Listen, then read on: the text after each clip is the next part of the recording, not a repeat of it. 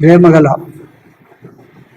ప్రియమైన పరిశుద్ధమైన సజీవమైన నిజమైన నిత్య జీవము కలిగిన సత్యదేవుడైన మా పరలోకపు తండ్రి యేసుక్రీస్తు ప్రభు నామను బట్టి హృదయపూర్వకమైన తగిన ఆరాధన చెల్లిస్తూ మీ పాదముని చెంతకు వస్తున్నాం. కొంత సమయాన్ని మిమ్మల్ని ఆరాధించుకోవడానికి ఇచ్చిన కృపను బట్టి మీకు వందనాలు. వాళ్ళలో పాలు పొందనగా వాక్య పిల్లలు మమ్మల్ని మేము పరీక్షించుకొని సరిచేసుకొని యోగ్యంగా పాలు పొందడానికి కృప అనుగ్రహించు. చదువుకునే లేఖన భావం ద్వారా మాతో మాట్లాడండి. మీ మెల్లని స్వరాన్ని వినిపించండి. పాపికి రక్షణ విశ్వాసకి ఎదుగుదల ముందుకు నడిచే ప్రజలకు అధికమేమకు నడిపించు.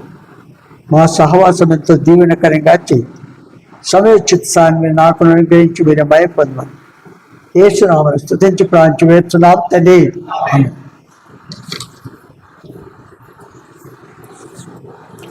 ఆదికాండము 6వ అధ్యాయం 1 నుంచి 7 వచనాలు చదువుకుందాం. మార్చి చదువుకుందాం.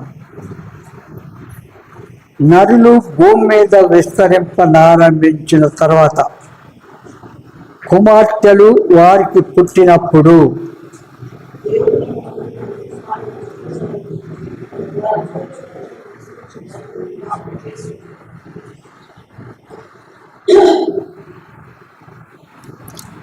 అప్పుడు యెహోవా నా ఆత్మ నరులతో ఎల్లప్పుడూ వాదించదు.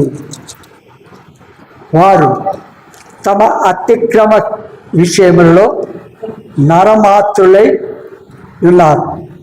అయినను వారి దినములు 120 ఏళ్ళగునను. ఆ దినములలో నెఫీలులను వారు భూమి మీద నుండిరి, తర్వాతను ఉండిరి. దేవుని కుమారులు నరుల కుమార్తెలతో పోయినప్పుడు వారికి పిల్లలను కనిరి. పూర్వకాలమందు పేరు పొందిన శూరులు వీరే. నరుల చెడుతనము భూమి మీద గొప్పదనియు వారి హృదయము యొక్క తలంపులలోని ఊహ అంతయు ఎల్లప్పుడూ కేవలము చెడ్డదనియు యెహోవా చూచి తాను భూమి మీద నరులను చేసినందుకు యెహోవా సంతాపము నుండి తన హృదయంలో నొచ్చుకొనెను. అప్పుడు యెహోవా నేను సృజించిన నరులతో కూడా జంతువులను, పురుగులను, ఆకాశ పక్షాదులను భూమి మీద ఉండకుండా తుడిచివేయుదును. ఏదనగా నేను వారిని సృష్టించినందుకు సంతాపము నొంది ఉన్నానను. చూడండి,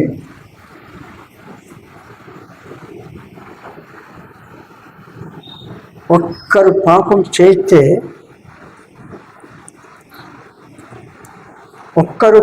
చేస్తే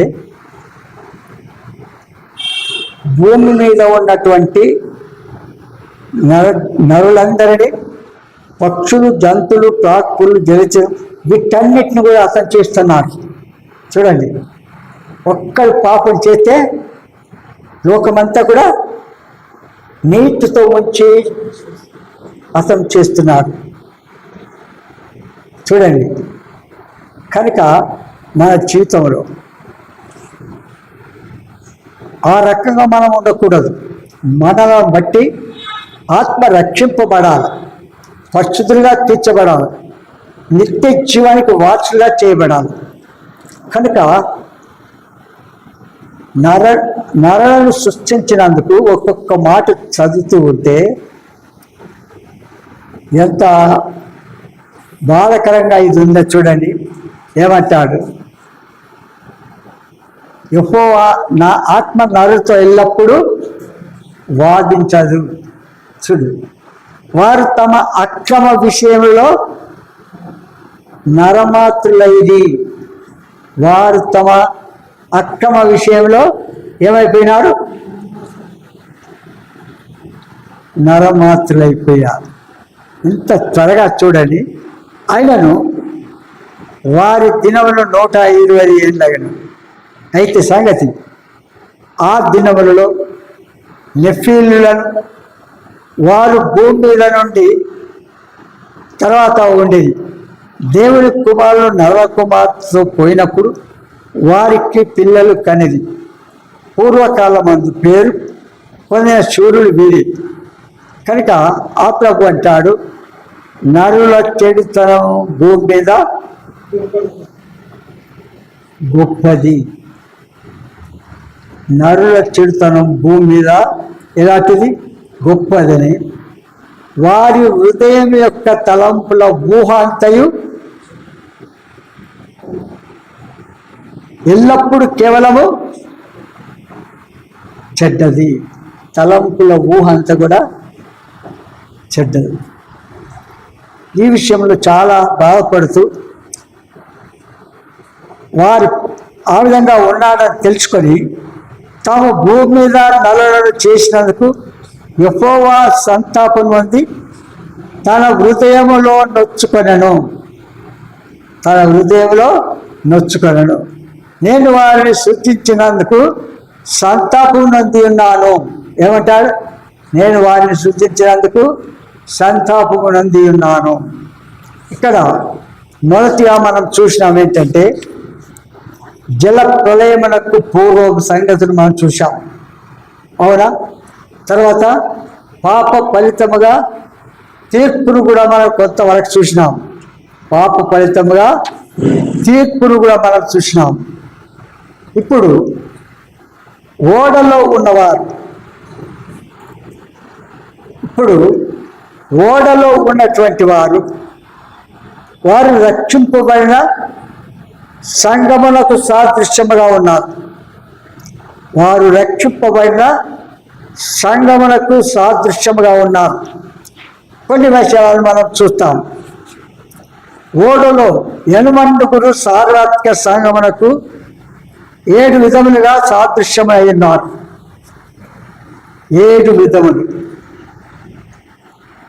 ఇక్కడ 6 నుండి 9 అధ్యాయాల వరకు చూస్తాం.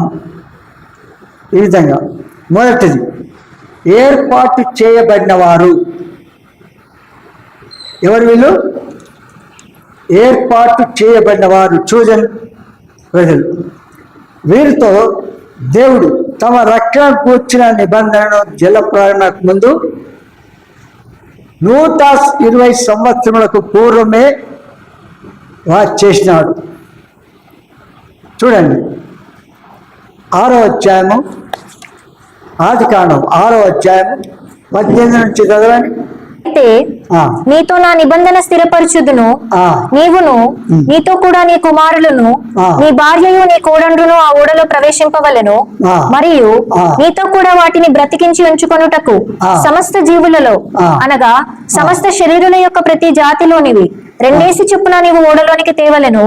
వాటిలో మగదియో ఆడదయో నుండవలెను. నీవు వాటిని బ్రతికించి ఉంచుకొనుటకై వాటి జాతుల ప్రకారము పక్షులలోను, వాటి జాతుల ప్రకారము జంతువులలోను, వాటి జాతుల ప్రకారము నేలను ప్రాకు వాటన్నిటిలోను ప్రతి జాతిలో 2 చొప్పున నీ యొద్దకు అవి వచ్చును. మరియు తినుటకు నానా విధములైన ఆహార పదార్థములను కూర్చుకొని నీ దగ్గర ఉంచుకొనుము. అవి నీకును వాటికి నీ ఆహారమగునని చెప్పెను. నోవహు అట్లు చేసెను. దేవుడు అతనికి ఆజ్ఞాపించిన ప్రకారము యావత్తూ చేసెను. చూడండి, అన్ని జాతుల మనుషులను, జంతువులు, పక్షులు, ప్రాకులు, జలచరములు వీటన్నిటిలో జతలుగా గోడలోనికి నడిపించాడు. అయితే అందులోనికి వెళ్ళిన తర్వాత ఏ జాతికి ఏ ఆహారం అవసరమో, ఏది అవి తినగలుగుతావో వాటన్నిటికీ తగినంత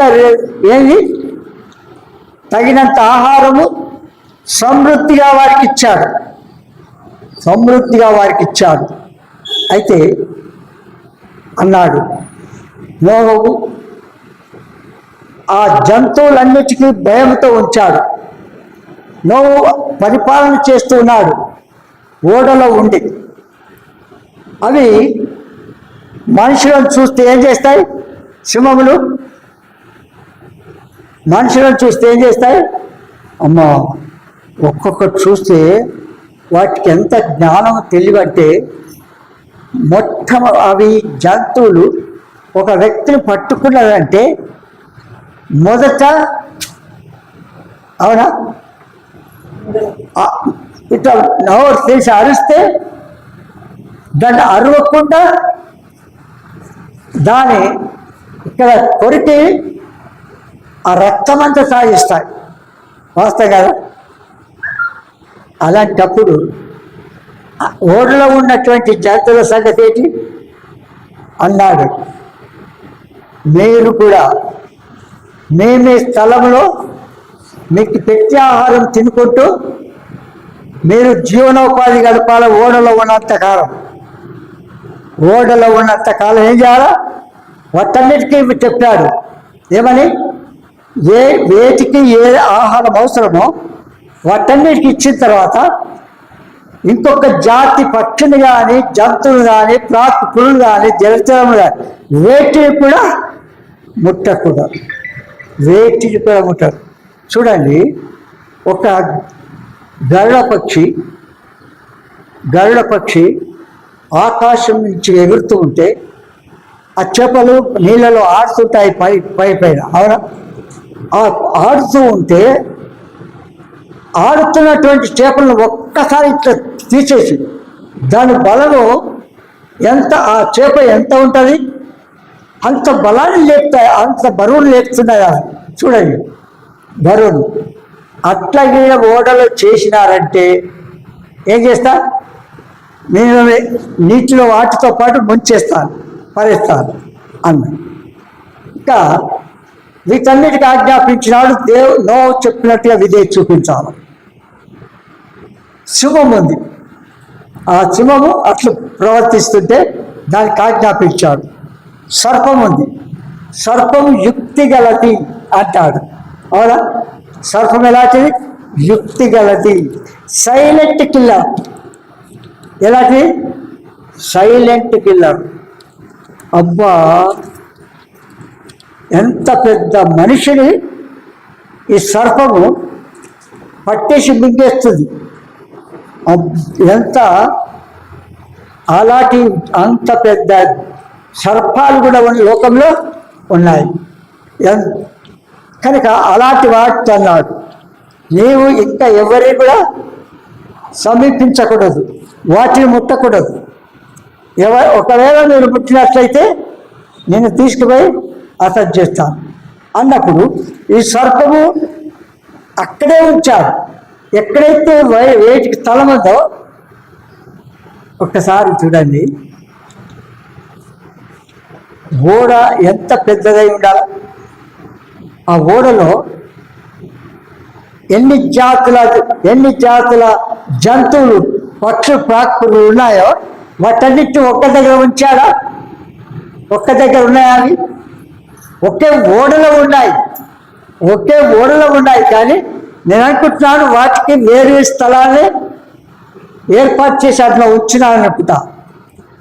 అంత మాత్రం కాదు, నీళ్లు ఇంకిపోయేంత వరకు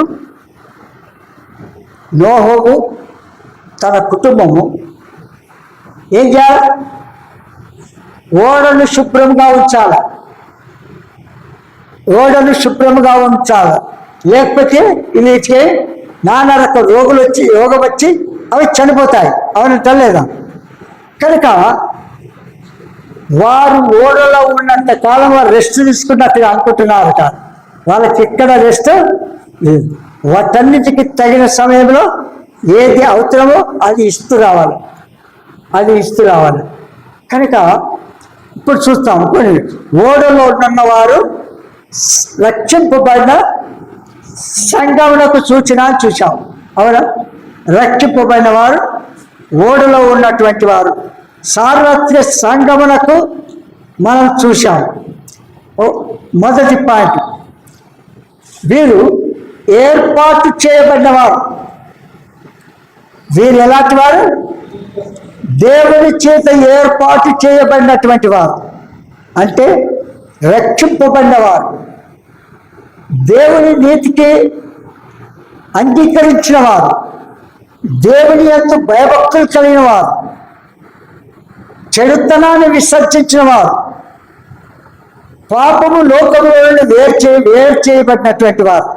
వీరితో దేవుడు తమ రక్షణ గూర్చి నిబంధన జలప్రయాణకు చేసిన తర్వాత అదేవిధంగా క్రీస్తు విశ్వాసులు ఏర్పాటు చేయబడిన జనాంగము, క్రీస్తు యొక్క విశ్వాసులు ఏర్పాటు చేయబడిన జనాంగం. ఆది నుండి దేవుడు వారిని రక్షణకై ఏర్పాటు చేసుకున్నాడు. వారిని రక్షించడానికి ముందుగానే ఏర్పాటు చేసుకున్నాడు. దేవుని భయం కలిగి ఆ దేవుని అంగీకరించి నీతిమంతులుగా పరిశుద్ధులుగా వారు జీవించారు. ఒక్కసారి మనం ఆలోచిస్తే 40 రాత్రి మొదలు వర్షం కురుతా అంతటినీ చంపివేసిన తర్వాత ఈ ఎనమంటుకురు మాత్రమే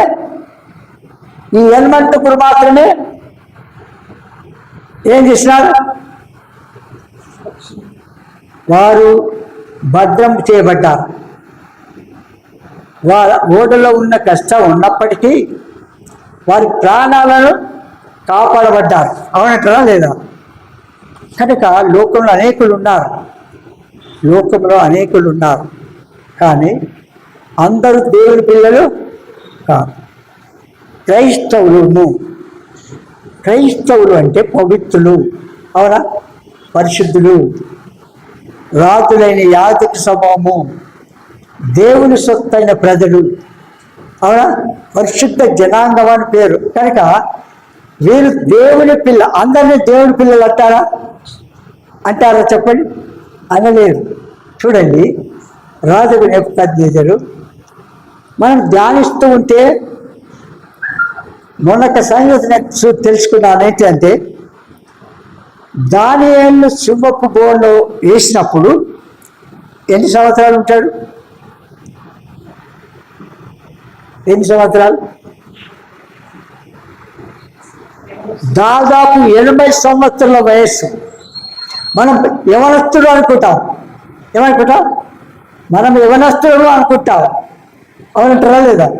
శత్రుకు మేషకు అభ్యర్థులు ఈ 4 యవనస్తులు అనుకుంటాం. దానియేలు సింహపోన్లో వేసేటప్పుడు దాదాపు 80 సంవత్సరాల వయసు కలిగిన వాడుగా ఉన్నాడు. అప్పుడు ఏం చేసినాడంటే వారి సైనికులు దానియేలు తీసుకొని వచ్చి ఒక పెద్ద గుహ ఉంటుంది. ఆ గుహలో శువాలు ఉంటాయి. శువాలు రాగానే ఈ దానియేలును తీసుకొని పోయి అందులో వెయ్యగాని శుభాలు వచ్చి చుట్టుకుంటాయి. ఎవరు? దానియేలు చుట్టూ నిలబడి చూస్తే వాసన చూసి పక్కకి వెళ్ళిపోయాడు. అట్లు చూడండి, అట్టు ఉండగలుగుతాయి. అవి మనిషిని వాసన చూస్తే ఏమైతే భక్షించి వేస్తాయి. కానీ అంత పెద్ద సింహాలను తీసుకొచ్చి ఆ గోలే ఈయనను కూడా వేస్తే అప్పుడు రాజుకు నెబుకద్నెజరు ఏమంటాడు? దానియేలు షద్రకు మేషకు అబేద్నెగోల దేవుడు పూజారుడు, ఆయన స్తుతికి పాత్రుడు, ఆరాధనలకు యోగ్యుడు. ఆయన వెంటనే ప్రపంచమంతటికి, అన్ని భాషల వారికి, అన్ని దేశముల వారికి ఏం చేశాడు? జీవనిశ్చేసివి. ఎవరే? దానియేలు షద్రకు మేషకు అబేద్నెగో దేవుడు ఎవరైతే మరి మురక్కరో అట్టి వారికి ఏం చేస్తాడు?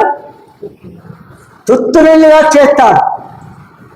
కనుక ఆయన పెట్టు విగ్రహం సంగతి ఏమైపోయింది? వట్టిదే అని తెలుసుకున్నాడు. కనుక మనమున్న జీవితంలో, మనమున్న సంఘంలో మనము ఎక్కడైతే పనిచేస్తున్నామో అక్కడ వీరు దేవుని పిల్లలు, వీరు పరిశుద్ధులు, వీరి దేవుడు నిజమైన దేవుడు అని తెలుసుకోవాలి. నిజమైన దేవుడని వారు తెలుసుకోవాలి. అలాంటి సాక్ష్యాన్ని మనం కలిగి ఉండాలి. అందుకే ఇక్కడ ఏమంటాడు? ఆది నుండి దేవుడు వారిని రక్షణకై ఏర్పాటు చేసిన వారు ఎవరు? ఓడలో ఉన్నటువంటి వారు. 2వ తెస్సలోనికీయులకు రాసిన పత్రిక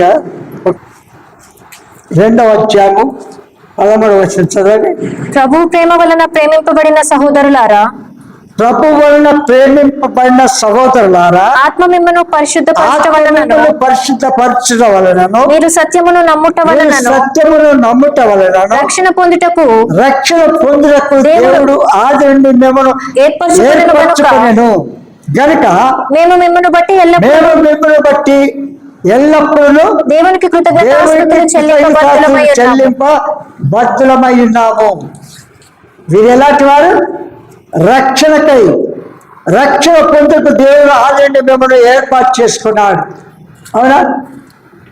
మనల్ని ఏర్పాటు చేసుకున్న మన జీవితాన్ని బట్టి ఆ ప్రభు ఎంతగానో స్తుతి ఎత్తనగా తమ ప్రియునియందు యేసుక్రీస్తు ద్వారా తనకు కుమారునిగా స్వీకరించుటకై మనల్ని ముందుగానే తన కోసం నిర్ణయించుకున్నాడు. ఏం చేయబడ్డారు? మనలను ముందుగానే తన కోసము ఏర్పాటు చేసి నిర్ణయించుకున్నాడు. జగత్తు పునాది వేయకబడకముందే ప్రేమతో ఆయన క్రీస్తులో మనల్ని ఏర్పరచుకున్నాడు. ఎలాగ? క్రీస్తులో మనల్ని ఏర్పాటు చేసుకున్నాడు. ఎఫెసీయులకు రాసిన పత్రిక 1వ అధ్యాయం 1 నుంచి చదవండి. దేవుని చిత్తము వలన క్రీస్తు యేసు అపోస్తలుడైన పౌలు ఎఫెసులోనున్న పరిశుద్ధులను క్రీస్తు యేసునందు విశ్వాసులైన వారికి శుభమని చెప్పి వ్రాయున్నది. మన తండ్రి అయిన దేవుని నుండి ప్రభువైన యేసుక్రీస్తు నుండి మీకు కృపయు సమాధానమును కలుగును గాక. మన ప్రభువైన యేసుక్రీస్తు యొక్క తండ్రి యొక్క దేవుడు స్తుతింపబడును గాక. ఆయన క్రీస్తునందు పరలోక విషయములలో ఆత్మ సంబంధమైన ప్రతి ఆశీర్వాదమును మనకు అనుగ్రహించెను. చూడండి ఏం చేసినాడు? ఆత్మ సంబంధమైన, ఎంత చక్కగా ఉంది చూడండి. ఆత్మ సంబంధమైన ప్రతి ఆశీర్వాదం మనకు అనుగ్రహించను.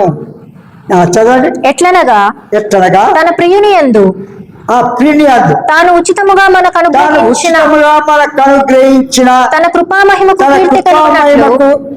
కీర్తి కలుగునట్లు తన చిత్త ప్రకారమైన దయా సంకల్పము కుమారులనుగా యేసుక్రీస్తు ద్వారా తనకు కుమారులనుగా స్వీకరించుటకై మనలను ముందుగా తన కోసము నిర్ణయించుకొని. చూడు, మనము తన ఎదుట పరిశుద్ధులము నిర్దోషములై ఉండవలనని జగత్ పునాది వేయబడక మునిపే ప్రేమ చేత ఆయన క్రీస్తులో మనలను ఏర్పరచుకొనెను.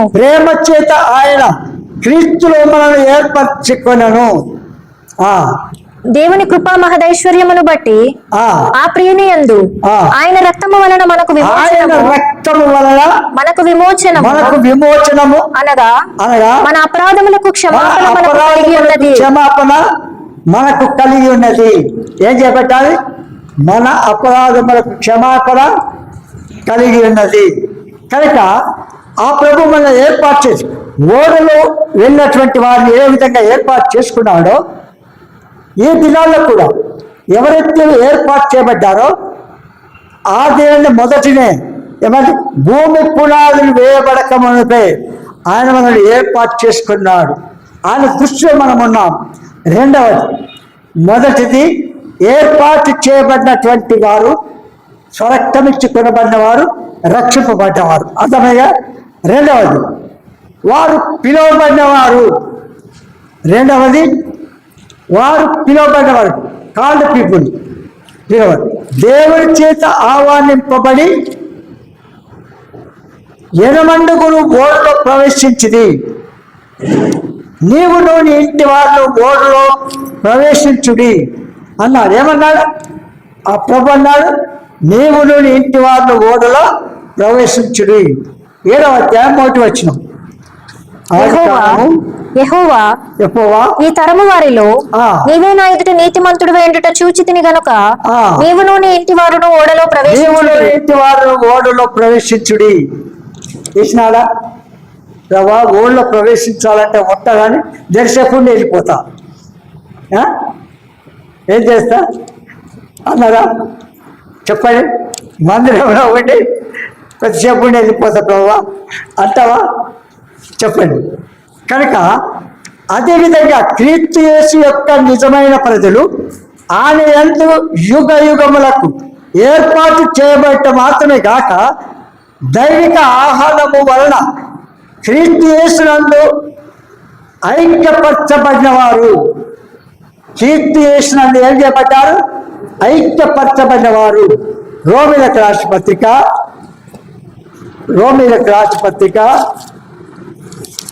8వ అధ్యాయం. రోమీయులకు రాసిన పత్రిక 8వ అధ్యాయం 30వ వచనం చదవండి. మరియు ఎవరిని ముందుగా నిర్ణయించానో చూడండి, ఇక్కడ ఏమంటారు? మరియు ఎవరిని ముందుగా నిర్ణయించను వారిని పిలిచెను. ఎవరిని పిలిచెను వారిని నీతిమంతులుగా తీర్చెను. ఎవరిని నీతిమంతులుగా తీర్చెను వారిని మహిమపరచెను. సుశా వారిని మహిమపరచెను. కనుక ఓడలోనికి రావాలనుకున్న నిర్ణయించినట్టుగా ఎందరైతే ఏర్పాటు చేయబడారో అట్టు విధంగా ఈ దినం మనలో కూడా సంఘం అనే ఓడలో మళ్ళీ ఏం చేసినారు? ముందుగానే ఏర్పాటు చేసుకొని అందులో మన భద్రత, మనకు కావలసిన ఆత్మీయ ఆహారాన్ని, నడవలసిన మార్గాన్ని, చేయాల్సిన క్రియలను ఆయన కలిగి మనకు చేస్తున్నాడు.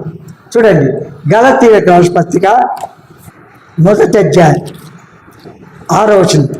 క్రీస్తు కృపను బట్టి ఒక్క నిమిషం చదవండి. క్రీస్తు కృపను బట్టి మిమ్మల్ని పిలిచిన వారిని విడిచి భిన్నమైన సువార్త తట్టుకు మీరింత త్వరగా తిరిగిపోవట చూడగా నాకు ఆశ్చర్యం మగుచున్నది.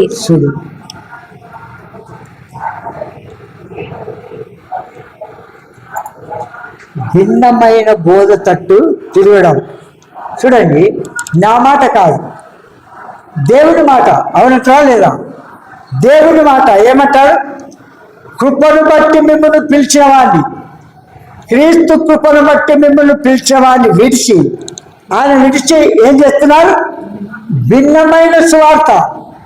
అది మన సంఘమే, మన క్రైస్తవులమే, దేవుని పిల్లలమే. ఎక్కడికి వెళ్దామంటారా అన్నాడో చెప్పండి. దేవుడు అంటాడు, మీరు భిన్నమైన సంఘంలో ఏర్పాటు చేసుకుని వెళ్ళిపోతున్నారు. ఇదిగో ఇక్కడ అక్కడ. అవునా? అంటే దాని ఉద్దేశం ఏంటంటే ఆజ్ఞ అతిక్రమము పాపం. అవునా? భిన్నమైన బోధన తట్టు మన సత్య సహవాసం అని మనం గుర్తించిన తర్వాత అక్కడ మనం అన్ని పరిస్థితులు కలిగి ఉండాలి. మనం స్థిరులుగా ఉండాలి. మనము దేవుడు ఆజ్ఞాపించిన దాన్ని బట్టి ఆ ప్రకారం నడుచుకుంటూ ఉండాలి. ఎవరైనా ఉంటారా? ఎందరున్నారు చెప్పండి చూద్దాం. నేను మీకు ఒక సంగతి చెప్తాను. వీళ్ళు ఇక్కడ నిలవకపోవడానికి కారణం ఏంటి చెప్పండి? ఇక్కడ స్థిరముగా నిలవకుండా భిన్నమైన సంఘాలకు వెళ్ళిపోవడానికి కారణమేది?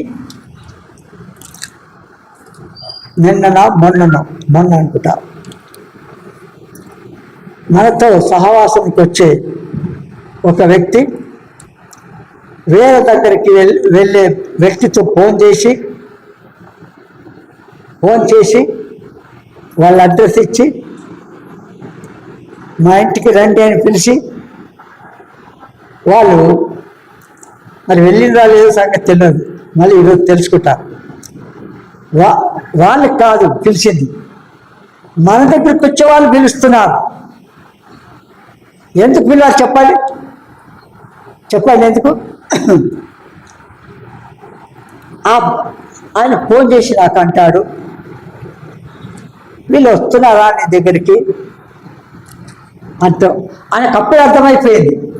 వాళ్ళ ఫోన్ చేసి అడ్రస్ ఇచ్చినప్పుడు వెళ్తే ఆయనకు అర్థమైంది. అప్పుడు నాతో క్లోజ్ ఉంటారు, నేను ఎలాంటి భక్తి చేశాను, ఏ విధంగా సంఘంలో నిల్చున్నాను, ఆరంభం నుంచి వారు బాగా తెలుసు.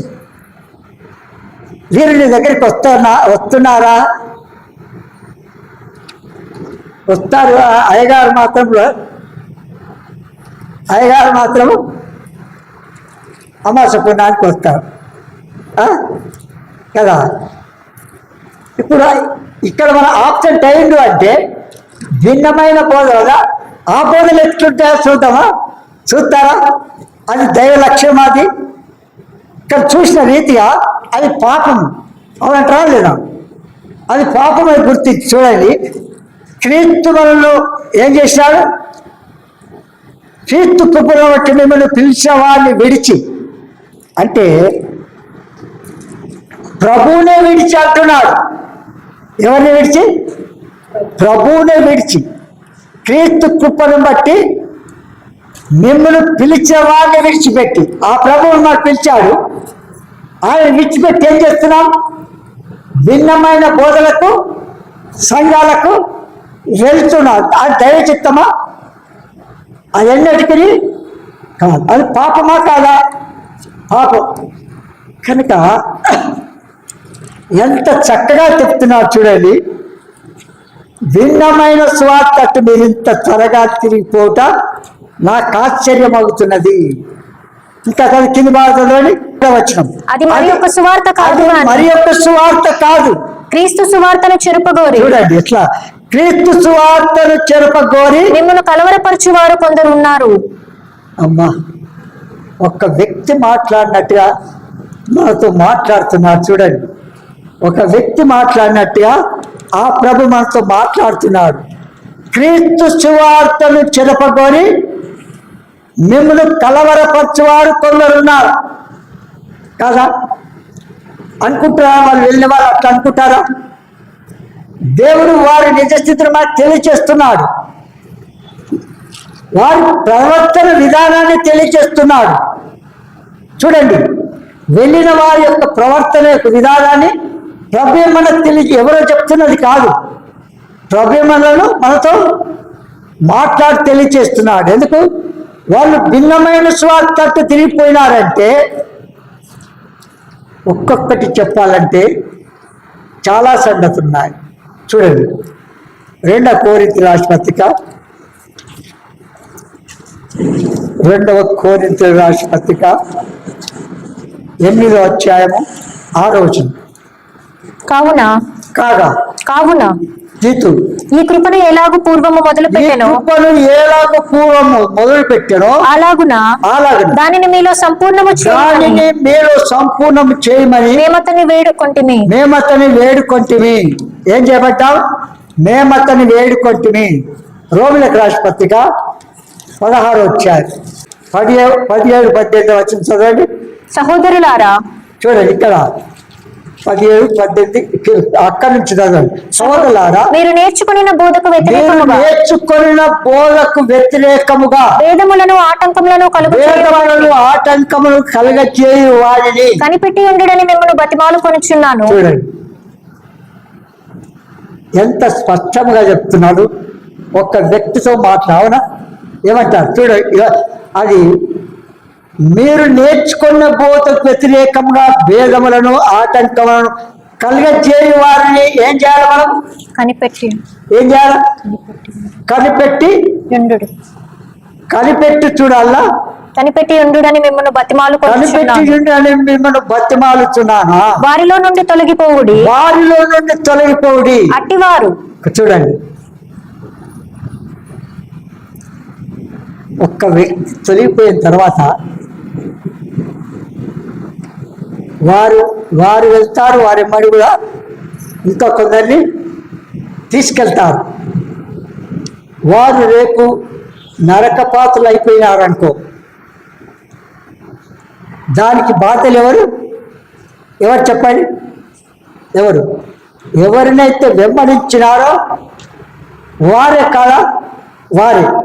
చూడండి ఎంత అట్టివారు మన ప్రభు అయిన క్రీస్తుకు కాక తమ కడుపునకే దాసులు, వారి ఇంపైన మాటల వలన ఇచ్చకముల వలన నిష్కపటుల మనస్సులను మోసపుచ్చుదురు.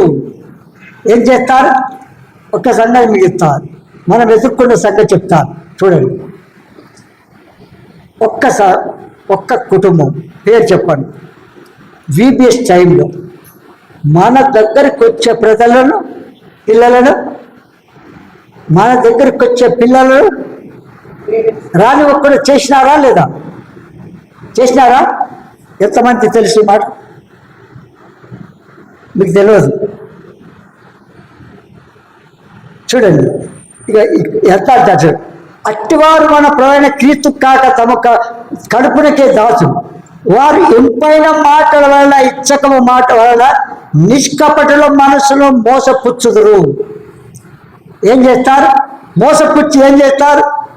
మీ విధేయత అందరికీ ప్రచురమైనది కనుక మిమ్మల్ని కూర్చి సంతోషించుతున్నాను. మీరు మేలు విషయమై జ్ఞానులు, కీడు విషయమై నిష్కపటులై ఉండాలని కోరుచున్నాను.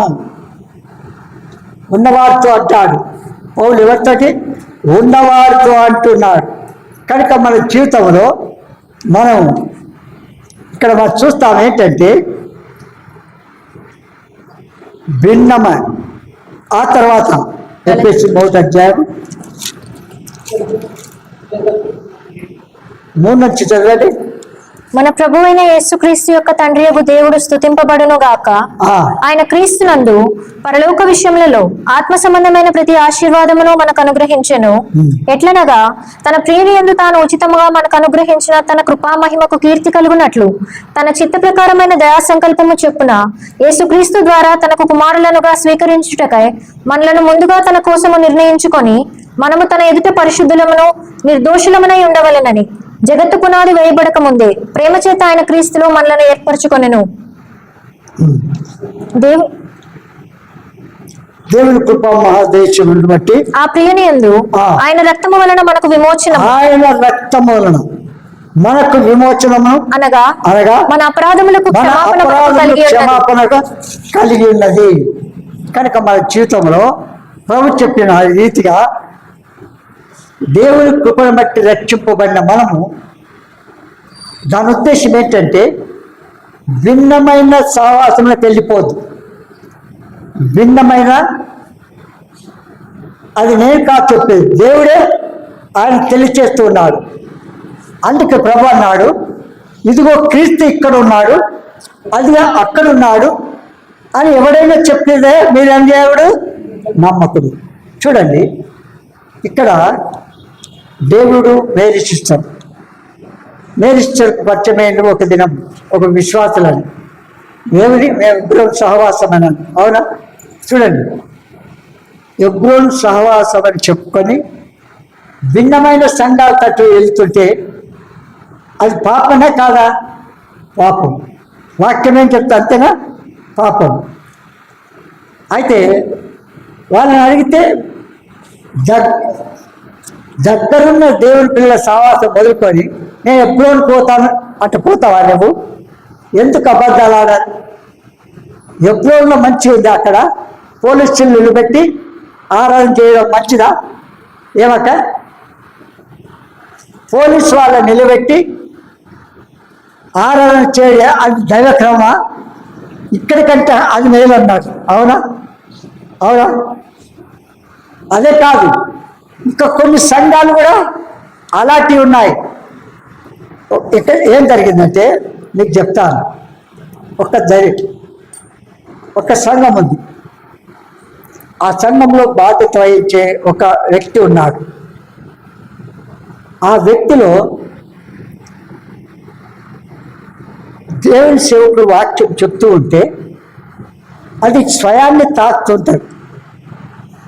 ఎప్పుడు మన నితిని దేవుడు చూపిస్తాడు తన వాక్యం ద్వారా.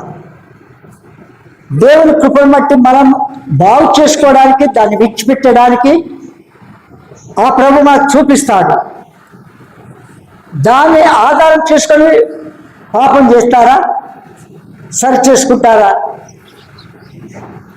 సరి చేసుకునే దానికి బదులుగా ఈ వ్యక్తి ఆ సంఘంలో ఒకరిద్దరు ఎంప్లాయీస్ వారు దేవుని ప్రయత్నిస్తారు దేవునికి. అది చిన్న మంద ఉన్నప్పుడు తెలిసిపోద్ది ఎవరిస్తారు. అయితే ఇవి బాధ్యత వహించే ఈయన ఏం చేస్తాడు, వాళ్ళని పిలుచుకొని మీ టైప్ వేయద్దు,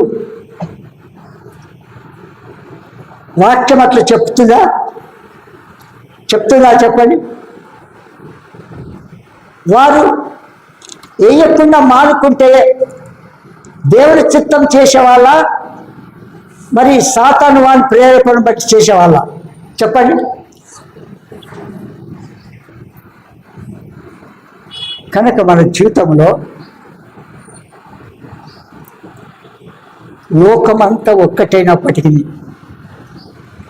మనం ఒక్కరమే ఉన్నప్పటికీ ప్రభు కొరకు ఏం చేయాలా, నిలబడాలి. మనం అతసాక్షులమైనా సరే కానీ ప్రభు కొరకు మనము నిలబడాలి. అది దైవ లక్షణం, అది దేవుని లక్షణం. అందుకే ఎవరిని ముందుగా నిర్ణయించినాడో వారిని పిలిచినాడు. అవునా? పిలిచిన వారు ఏం చేయాలి, మళ్ళీ భిన్నమైన బోధలు సంఘములు సహవాసం. మేము ప్రేరేపిస్తే కూడా ఏం చేయకూడదు, ప్రేరేపిస్తే కూడా వెళ్ళకూడదు. వాక్యానికి విరుద్ధం అది. అవునంటారా లేదా? ఇప్పుడు చూసాము. అవునా?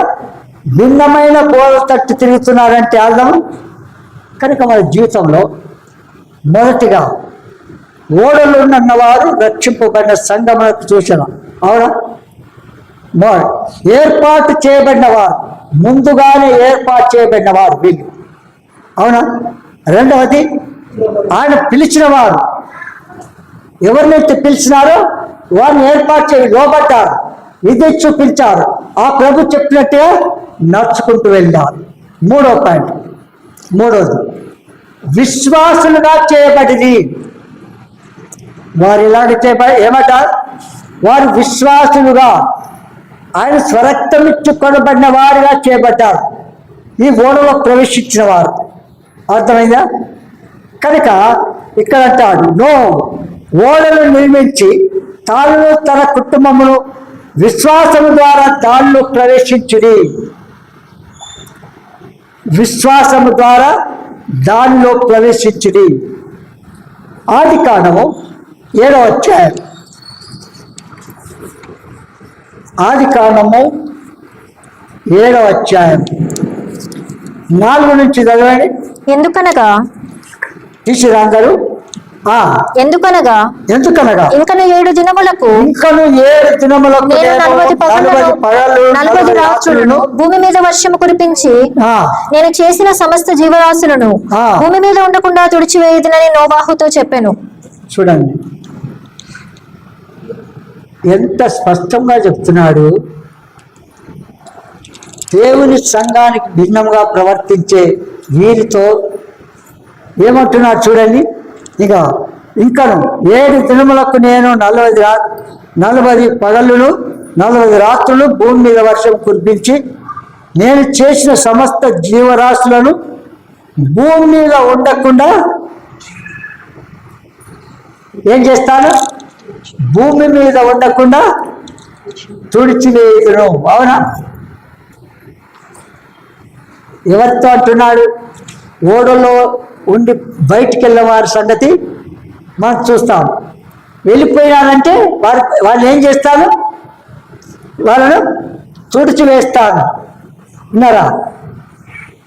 ఇప్పుడు ఓడలో ఉండడం భద్రతనా, లేకపోతే వెలుపటి వెళ్ళి భద్రతనా? ఏది? ఓడలో ఉన్నవారు భద్రంగా ఉంటున్నారా, వెలుపటి వెళ్ళవారు భద్రంగా ఉన్నారా? ఒక్కరు పోతారు, 10 మందిని తీసుకపోతే వాళ్ళు ఏమైపోతున్నారు, వారిని తుడిచిపెట్టబడుతున్నారు. వారు అంతము ప్రభు లేకుండా చనిపోయి నిత్య నరకాగ్ని గుండానికి పాత్ర అవుతున్నారు కాదంటారా? ఇంకా చూడండి, దాని తర్వాత తనకు యెహోవా ఆజ్ఞాపించిన ప్రకారము నోవహు యావత్తు చేసెను. చూడండి, తనకు యెహోవా ఆజ్ఞాపించిన ప్రకారము ఎవరు? నోవహు చేశాడు. నోవహు చేసిందా లేదా? ఈడ్చుకొని పోయేటోళ్ళు వాళ్ళు చేసినట్టుగా చేస్తారు మంచిదా? ఓడలో ప్రభు చెప్పిన రీతిగా విని ఆ ప్రకారం నడుచుకోవడం మంచిదా? ఏది మంచిది చెప్పండి? ఏది మంచిది? ఓడలో నిలిచి ఉండడం మంచిదా, వెలుపట వెళ్ళడం మంచిదా? చెప్పండి, ఏది మంచిది? వెలుపటికి వెళ్ళిపోయినారంటే ఏం చేస్తానని వారిని తుడిచిపెట్టేస్తాను. అంటే నీవు పోవడమే కాకుండా నీ వెంట వచ్చిన వారందరినీ అక్కడ నీవు నరకపాత్రుడు కాకుండా నీతో చేసిన వారు రెండంతా నరకపాత్రుడే చేస్తున్నావని అర్థం చేసుకోండి. అవునా? నీ ప్రవర్తన బట్టి వెళుతున్నారంటే వాళ్ళు కూడా అదే జాతికి చెందినవారు, అదే ప్రకారంగా నడుచుకునేవారు కనుక. ఇంకా చదవండి మాట. ఆ జల ప్రవాహము భూమి మీదకి వచ్చినప్పుడు నోవహు 600 ఏండ్ల వాడు. అప్పుడు నోవహును అతనితో కూడా ఉన్న అతని కుమారులను అతని భార్యయు అతని కోడండ్రును ఆ ప్రవాహ జలములను తప్పించుకొనుటకై ఆ ఓడలో ప్రవేశించిరి. ఓడలు ఏం చేసినారు? వాళ్ళు ప్రవేశించిరి. చాలు. కనుక ఓడలో ప్రవేశించడం గొప్ప ధన్యత. అవునా? ప్రాణాపాయములు కాపాడుకున్నారు, భద్రతగా ఉన్నారు. బయట ఉంటే ఏం జరుగుతుంది? తుడిచిపెట్టబడుతున్నారు. కనుక ఓడలో ఉన్నవారు సంఘము స్వరక్తం ఇచ్చుకున్న వారు సంఘంలో చేర్చబడినవారు కనుక వారు భద్రతగా ఉంటారు, విశ్వాసంగా చేయబడ్డారు. నువ్వు ఓడలు నిర్మించడంలో ఇక్కడ చూడండి ఏమంటారంటే, దేవుని చేత హెచ్చరింపబడి భయభక్తులు గలవాడి తన ఇంటి వారిని రక్షణ కొరకు ఒక ఓడను సిద్ధం చేసుకొనను. దేవుడు ఆజ్ఞాపించాడు, ఓడ ఎట్టుండాలో చెప్పాడు, అట్లు సిద్ధం చేస్తూ వచ్చినాడు. ఆ ఓడలు చేర్చినవారు వాళ్ళు పిలువబడినవారు కనుక సంఘంలో చేర్చబడినవారు. చూడండి, ఎబ్రిలకు రాసిన పత్రిక 11వ అధ్యాయం 11:7 వచనం చదవండి. విశ్వాసమును బట్టి 7వ వచనం. విశ్వాసమును బట్టి నోవహు అది వరకు చూడని సంగతులను గూర్చి దేవుని చేత హెచ్చరింపబడి భయభక్తులు గలవాడై తన ఇంటి వారి రక్షణ కొరకు ఒక ఓడను సిద్ధము చేశాను. అందువలన అతడు లోకము మీద నేరస్థాపన చేసి విశ్వాసమును బట్టి కలుగు నీతికి వారసుడాయను. ఏమయ్యాడు? విశ్వాసమునకు నీతిమంతుడిగా వారసయ్యాడు. ఎంత గొప్ప ఘనత కాదా? కనుక మన జీవితంలో ఎవరైనా మనల్ని ప్రేరేపిస్తే ఏం చేయాలో చెప్పండి. ఇది చెప్తుంటే ఒక విషయం సంఘం గురించి చెప్పినా కదా, వారు ఏకీపించబడిన వారై ఉండి ఆ సేవకుడు ఇంకో పెద్ద సేవకుడి దగ్గరికి వెళ్ళాడు. పెద్ద సేవకుడి దగ్గరికి వెళ్తే అంతటా అదే రకంగా ఉంది నాయన, మా సంఘాల్లో కూడా అదే ఉండేది ఆయన. చూడండి, మా సంఘాల్లో కూడా శరీరానుసార ప్రజలు ఉండి ఏం చేస్తున్నారు? ఆత్మలు సమకూర్చేదానికి బదులుగా విరుద్ధంగా దేవుని వాక్యానికి, సంఘానికి, సేవకులకి విరుద్ధంగా ప్రవర్తించడం అది వాక్యానుసారమైందా? ఎన్నడూ కాదు. కనుక మన జీవితంలో ఇక్కడ ఏమంటాడు?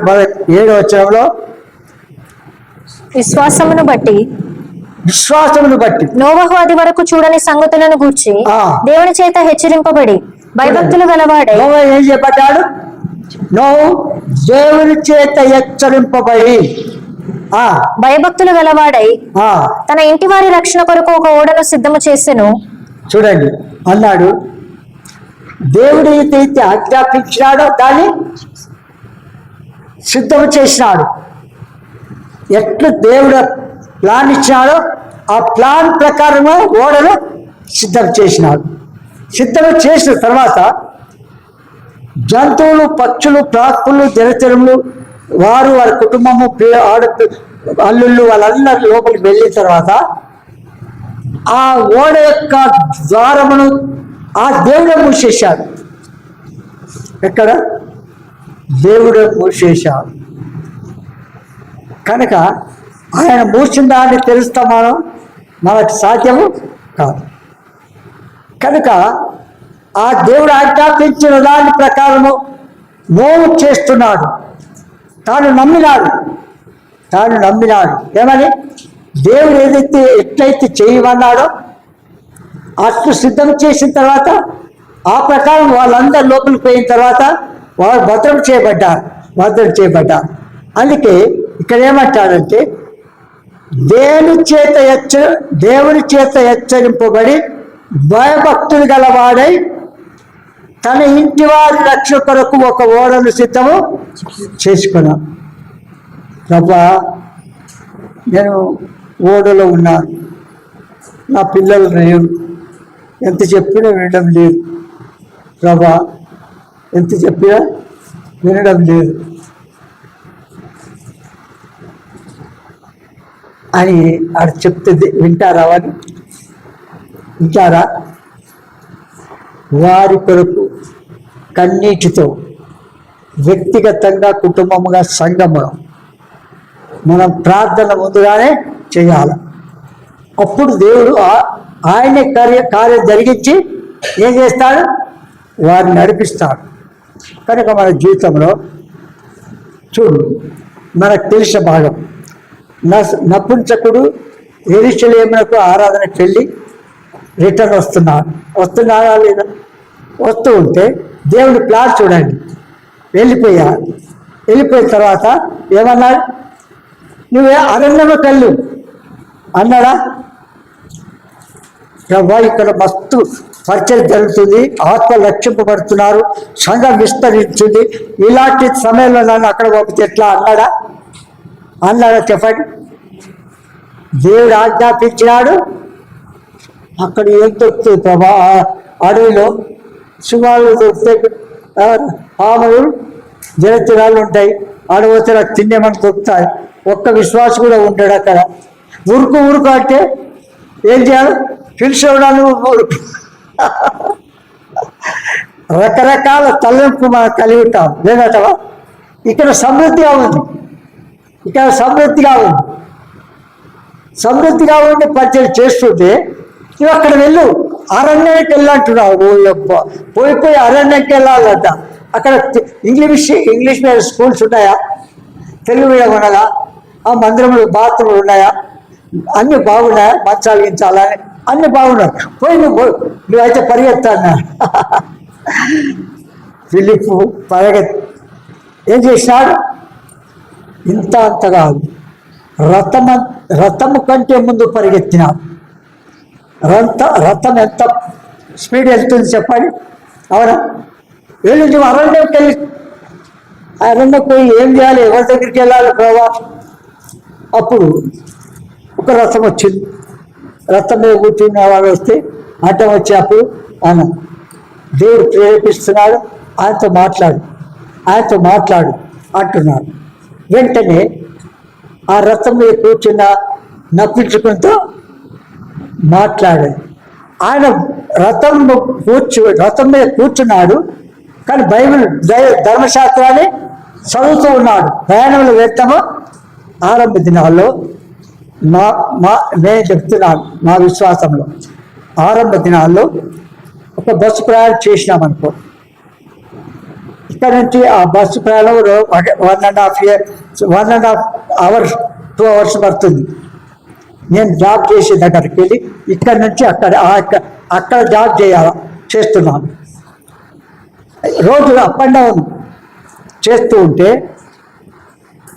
బస్ ఎక్కగానే ఇంత టైం ఉంటుంది కదా అని ప్రార్థన చేసుకుంటూ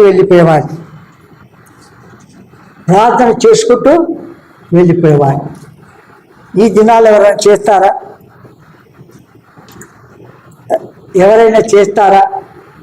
ప్రయాణం చేస్తున్నా ఈ టైం వేస్ట్ అయింది, దేవుని దగ్గర గడపాలా అని ఆ తలంపు వస్తుందా? చేస్తామా మనం? చెప్పండి. ఎంత చెప్పినా కూడా చేయనే చేయదు. ఇప్పటి ఆత్మీయతకు అప్పటి ఆత్మీయతకు చూడండి. ఇట్లా పక్కకి కూర్చున్నారంటే, వారు మళ్ళీ మందలిచ్చినారంటే నాకు ఒక లడ్డు దొరికినట్టు అనిపించేది. వారితో సంభాషిస్తూ వారికి సువార్త చెప్పి వారి కొరకు ప్రార్థన చేసి వాళ్ళ కీర్తి విరోధం అయితే ఇక మిగతా వాళ్ళను దేవుని పిల్లలను ముట్టకూడదు, అట్లా ప్రవర్తించొద్దు, నమ్ముకోవాలా అని చెప్పేవాడిని. ఈ దినాల్లో ఎవరు చెప్తారు చెప్పండి? చెప్తున్నారా? సువార్త చెప్తున్నారా? పత్రికలు ఇస్తున్నారా? మన సాక్ష్యం చెప్తున్నావా? కనుక మన జీవితంలో నోహవు ఆయనకేమన్నారు? నీవు నీ కుటుంబానికి ఏం చేసుకో, ఓడను సిద్ధం చేసుకో అన్నాడు. ప్రభావ దినమంతా పనిచేసి వస్తా, ఏదో సంఘంలో కదా ఇంత 10-20 నిమిషాలు ప్రార్థన చేస్తా తల్లి, నువ్వు రక్షించు మా పిల్లలు అంటే అయిపోతుందా? బైబిల్లో ఒక విధవరాలు 80 సంవత్సరాల వరకు దేవుని మంత్రంలో ఏం చేస్తుంది? ప్రార్థన చేస్తుందా లేదా? మన జీవితంలో కూడా మన ఫలించే చెట్టు వలె ఉండాలి. మన జీవితం ఎట్టుండాలా? ఫలించే చెట్టు వలె. ఫలింపడే అంటే ఇది పరిశుద్ధులు, భక్తులు, దేవుని పిల్లలు రక్షింపబడ్డారు అంటే మనల్ని బట్టి ఇతరులను రక్షణ నడిపించాలని దేవుడు నిన్ను వాడుకున్నాడు. చూడు, నువ్వు రక్షింపబడ్డాడు, నీతిమంతులను దేవుని తీర్చిదిద్దబడ్డాడు, అవునా? అప్పుడు తన కుటుంబాన్ని కూడా ఓడని ప్రవేశించాలా లేదా? అట్లా మన జీవితంలో సంఘంలో ఉండికు ఏం చేయాలి? అనేకులను దేవునింటికి నడిపించాలి. అది ఆ పని చేయడం లేదంటే అది పాపముగా ఎంచుతున్నారా మీరు? దేవుడు చెప్పింది చేయకపోవడం పాపం కాదా? అవునంటారా? దేవుడు చెప్పింది చేయకపోవడం పాపం కాదా? పాపేనా? ఆదాము వాళ్ళు ఎంత పెద్ద పాపం చేసినారు? ఆదాము వాళ్ళు ఎంత పెద్ద పాపం చేసినారు చెప్పండి. అయ్యా చెట్టు ఫలాన్ని తినవద్దయ్యా అన్నాడా? తినవద్దన పడు. చికెన్, మటన్, బిర్యానీ ఎంత టేస్ట్ ఉంటుంది అనుకున్నారు? అక్కడ వండుతో చూడు, అంత మంచి టేస్ట్ ఉంటుంది తినంటే తింటామా?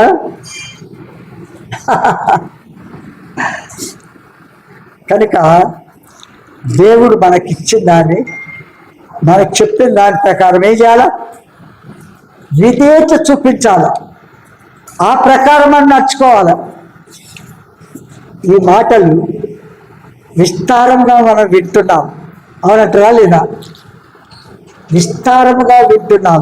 ఈ దినాల్లో తన ఇంటి వారి రక్షణ కొరకు సిద్ధం చేశాడు అని చెప్పి నేను చేసినాడు.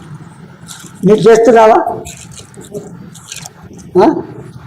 కనుక మన జీవితంలో దేవుడు ఆజ్ఞాపించిన వెంటనే చేయాలి. చూడు, ఫిలిప్పి వెళ్ళిపోయాడు, రథము కలుసుకున్నాడు. దేవుడు ప్రేరేపించి నువ్వు చదువుతున్నది గ్రహించినావా అన్నాడా? అప్పుడు నపుంచుకుని ఏమన్నాడు? ఒకటి నాకు బోధించకుంటే నేను ఎట్లు గ్రహించగలుగుతా అన్నాడా లేదా? కనుక సత్య సహవాసంలో వాక్యాన్ని విడదీసి మనకు అర్థమయ్యేలా సిద్ధం చేసిన దగ్గరికి వెళ్ళి ఏం చేయాలి? మనం పరిపూర్ణ రూపంలోకి మనం రావడాలి. అది దైవ చిత్తం. కనుక దేవుడు ఆజ్ఞాపించాడు, ఆయన విధేయత చూపించాడు. మనం చేశావా చెప్పండి?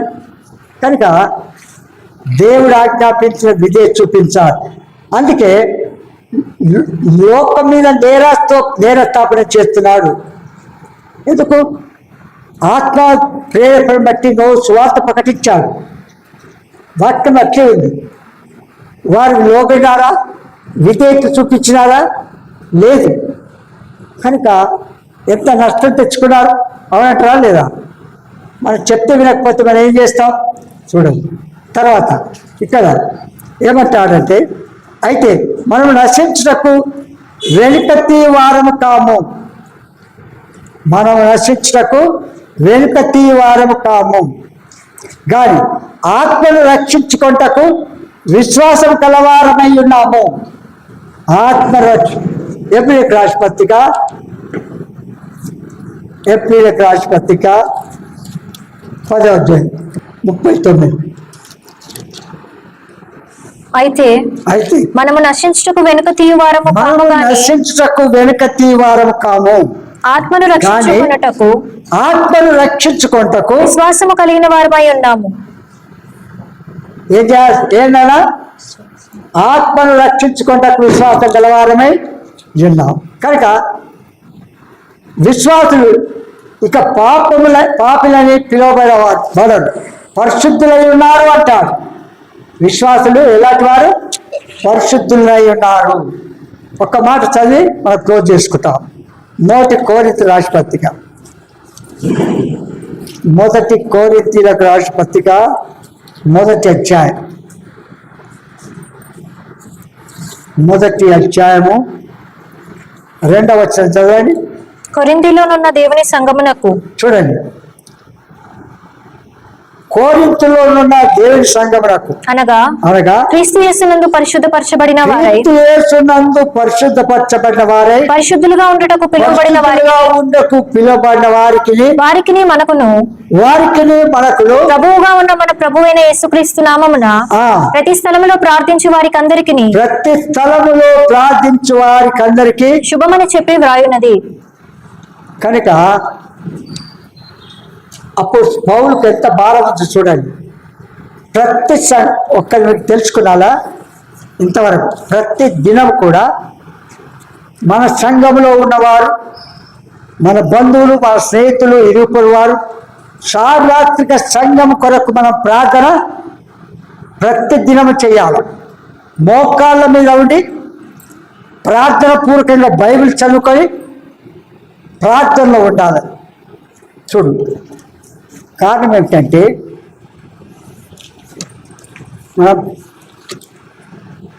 మన ప్రార్థన ఎట్టు చేయాలి? మోకాళ్ళ మీద కన్నీటితో, భారంతో, పట్టుదలతో ప్రార్థన చేయాలి. చేసిన తర్వాత నా అనుభవాన్ని మీకు అప్పుడప్పుడు చెప్తుంటాను. నేను నా అక్కలన్నీ కూడా దేవుడికి చెప్పేవాడిని. నా అక్కలన్నీ దేవునికి చెప్పేవాడిని. అప్పుడు దేవుడు ఇచ్చేంత వరకు కనిపెట్టేవాడిని, ఆయన ఉద్దేశాన్ని తెలుసుకోవడానికి ప్రార్థన చేస్తూ ఉంటే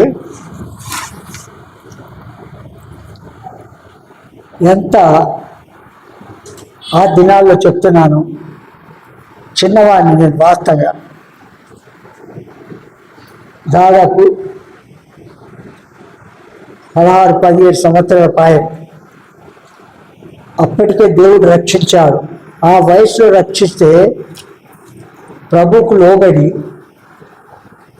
నేను నిన్ను మనసు పట్టి జాలుగా చేస్తాను, నేను నన్ను వెంబడించు అన్నాడు. అప్పుడు ప్రభుతో అన్నాను, ప్రభా నేను సేవ చేయడం మీకు ఇష్టం, నాకు తెలుసు. అయితే డబ్బుకు ఎవరితో దాసుని కాను ప్రభా, వాక్యాన్ని వాస్తవమైతే ఉన్నదిగా చెప్పాలంటే ఆ ప్రకారం సిద్ధపరిచి చేస్తాను ప్రభా అని తీర్మానం చేసుకొని ప్రభు ప్రేరేపించిన స్థలానికి ప్రతి దినం వెళ్ళిపోయి స్వార్థ ప్రకటించి ప్రార్థించి వచ్చేవాడిని. ఆ వయసులో ఎంతమంది పిల్లలు వచ్చేవాళ్ళు, కుటుంబాలు వచ్చేవాళ్ళు, వారందరినీ చూసి చాలా సంతోషం అనిపించింది. అప్పుడు సేవకుడు కూడా అన్నాడు, శత్రుకయ్య వీళ్ళందరినీ ఎట్లా తీసుకొస్తున్నావు? అని వీళ్ళందరినీ ఎట్లా తీసుకొస్తున్నావు అన్నాను దేవుని సేవకులతో. నాయన, నేను ప్రభువుని తీసుకొని వెళ్తున్నాను, ప్రభు తన కార్యధరించి వారిని నడిపిస్తున్నాడు అని చెప్తే ఆయన ఎంతో సంతోషించారు. ఈ దినాల్లో నాకు ఆ దినంలో కొంత ఎక్కువ వయసు ఇప్పుడు మీకుంది. నేను 16-17 సంవత్సరాల ప్రాయం, ఇప్పుడు మీకుంది. మీరు ఎంత స్వార్థ చేస్తున్నా మన రావడానికి కూడా డ్యూటీ ఎవరు కదా, మన రావడానికి కూడా టైం దొరకదు. గడ్డం గీక్కోవడానికి స్టైల్ దొరకకుండా చూడండి, మనం చెప్పే సాకులు. దేవుని పిల్లలం అయ్యామంటే దేవుడు ఆజ్ఞాపించింది వెంటనే చెయ్యాల. నోహు చేసిందా లేదా? ఓడను సిద్ధం చేసుకో అన్నదా లేదా? తన బట్టి తన కుటుంబీకులను ఓడలు నడిపించినారా లేదా? మనం ఈ దినం ఏం చేస్తున్నాం? ఆ ప్రభు ఎంత చెప్పినా బయటికి తీసుకుపోయే వాళ్ళు ఉన్నారు, కానీ లోపల తెచ్చేవారు కూడా, ఆ తెచ్చిన వారు ఎంత చెప్పిన వారుతారు ప్రభా ప్రార్థన చేసుకుంటూ ఉండేవాళ్ళం. నిజం ప్రభా వీళ్ళతో మాట్లాడాయా, మళ్ళీ ఆగిపోకుండా చేయయా, భారంగా ప్రార్థన చేసేవారు. భారంగా ప్రార్థన చేస్తే వాళ్ళు రక్షింపబడి స్త్రీలుగా ఉండి ఇప్పుడు స్వార్థ ప్రకటిస్తున్నారు. వాళ్ళు ఎక్కడంటే అక్కడ వెళ్ళి స్వార్థ ప్రకటిస్తున్నారు. మనం ఎట్లున్నాం? మనం అందరూ చెట్లాగా ఉంటే మన ప్రయోజనమా? ప్రభు యొక్క ఆకలి దాహం తీరుతుందా? మనం దేవుని సేవకుడే కాదు, ఈ దినాల్లో ప్రతి వారి యాజకులు నూతన నిబంధన ప్రకారం అందరూ యాజక ధర్మం చేయాలి. కనుక ప్రభు చెప్పింది సరి చేసుకొని మనలో పాల్పడతాం, ప్రార్థన చేసుకుంటాం. తండ్రి యేసునామమున పాసదికి వస్తున్నాం. మానవ దురాత్మ విత్తబడిన వాక్యానికి పరిశుద్ధాత్మ కార్యం లోతుగా జరిగించి మీరు ఆశించిన రూపంలో మార్చి మీ నామకు మాయం తెచ్చుకోమని పాపికి రక్షణ విశ్వాసకి ఎదుగుదల ముందుకు నడిచిపోయి అధికంగా నడిపించు. యేసునామమున స్తుతించి ప్రార్థిస్తున్నాను తండ్రి.